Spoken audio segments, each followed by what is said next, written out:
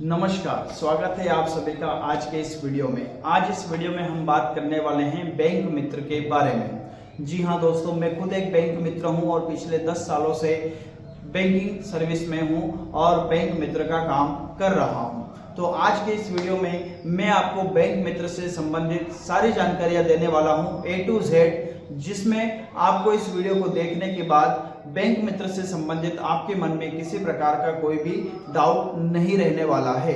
मैं अपने अनुभव के आधार पर आपको बताऊंगा कि क्या आपको बैंक मित्र बनना चाहिए और यदि आप बैंक मित्र बनते हैं तो आपको क्या काम करना होगा और आप मंथली कितना अर्न कर सकते हैं। सारी चीजों के ऊपर आज मैं प्रकाश डालूंगा और ये सारी बातें मैं आपको आज बिल्कुल एज ए फ्रेंड आपको बताने वाला हूं। आपको मैं आज पूरा खुला बताने वाला हूं। पर्दे के पीछे की सारी बातें आज आपके सामने में रखने वाला हूं कि आखिर बैंक मित्र पैसे कमाता भी है या नहीं कमाता, और कमाता है तो कितना कमाता है। वो सारी चीजें आज मैं आपके सामने रखने वाला हूं। तो आप ध्यान से इस वीडियो को देखिएगा और आखिरी तक बने रहिएगा मेरे साथ। तो सबसे पहली बात मैं आपको बता दूं कि बैंक मित्र आखिर काम क्या करता है। बैंक मित्र अगर आप बनते हैं तो आपको क्या काम करना होता है और किस तरह से करना होता है। तो बैंक मित्र का सबसे पहला और प्रथम काम होता है अपने क्षेत्र में रहने वाले लोगों को बैंक का अकाउंट ओपन करके देना। अगर आप किसी ऐसे क्षेत्र में रहते हैं जो आपके बैंक से 5, 7, 10, 8 किलोमीटर दूर हैं या आपके बैंक के नजदीक भी हैं, तो आपको सबसे पहला काम यही करना होता है कि आप अपने क्षेत्र में रहने वाले लोगों के अकाउंट ओपन करें ताकि आपके ज्यादा से ज्यादा कस्टमर बन सके और आप उन्हें अपनी बैंकिंग सेवाएं दे सके।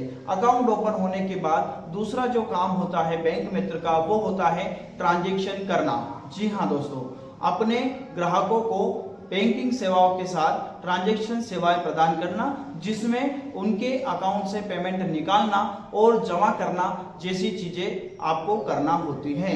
आपके पास जब कस्टमर आता है तो वो किसी भी बैंक का हो सकता है, आपको उसे पेमेंट निकालकर AEPS के माध्यम से देना होता है। उसके बाद अगला जो काम होता है बैंक मित्र का, वो होता है लोन सेवाएं प्रदान करना।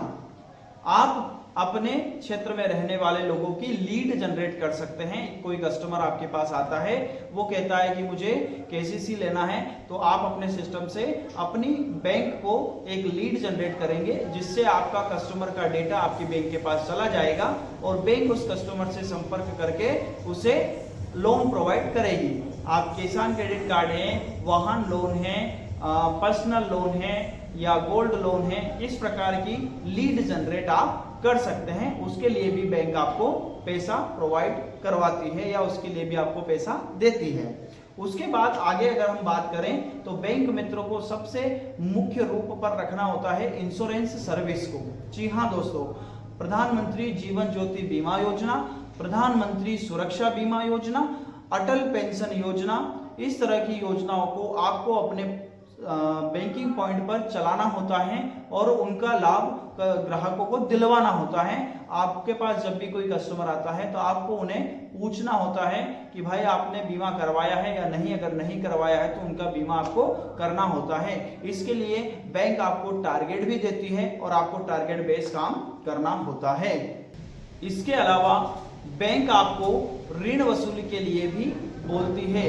बैंक के कस्टमर यदि आपके एरिया में हैं तो आपको उस एरिया में बैंक को ऋण वसूली करवाने में भी मदद करना होती है। आपको फील्ड में मैनेजर के साथ जाना पड़ सकता है या आपको कस्टमर से फोन लगाकर फॉलो अप करना पड़ सकता है, उससे बात करना पड़ सकती है। ये बैंक मित्र का काम होता है। बैंक मित्र को बैंक उससे करवाती है और ये करना भी होता है, एक लॉयल्टी के रूप में आपको करना होता है। हालांकि इसमें कुछ अकाउंट पर आपको कमीशन दिया जाता है और कुछ पर नहीं मिलता है, तब भी आपको बैंक के लिए ये काम है जो करना होते हैं। एक बैंक से बाउंडिंग बनाने के लिए या बैंक से अपना व्यवहार अच्छा बना रहे, इसके लिए आपको ये काम भी करना पड़ते हैं। ये तो हुई काम की बात कि बैंक मित्र क्या क्या काम करता है। इसके बाद हम बात करते हैं कि क्या बैंक मित्र वाकई में पैसा कमाता है और कमाता है तो कितना कमाता है।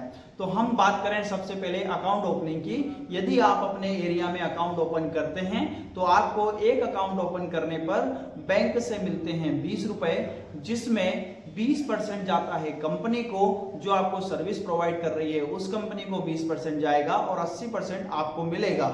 उस 80% में भी आपका जो टीडीएस बन रहा है वो टीडीएस कट के और बाकी पैसा आपको मिलेगा। इस तरह से आपको एक अकाउंट पर 14 से 15 रुपए तक मिल जाता है कंपनी का कमीशन प्लस टीडीएस काटने के बाद।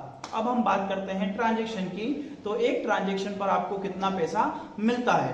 तो ट्रांजैक्शन का क्राइटेरिया कुछ इस तरह से है कि आपका जो ट्रांजैक्शन है वो यदि 10,000 से अंदर है तो आपको 0.4% के हिसाब से काउंट करके मिलेगा। अगर आपका ट्रांजैक्शन 5,000 से प्लस या 10,000 के आसपास है, 5 से 10 के बीच में है, तो आपको एक ट्रांजैक्शन पर अधिकतम 20 या 25 रुपए मिलते हैं।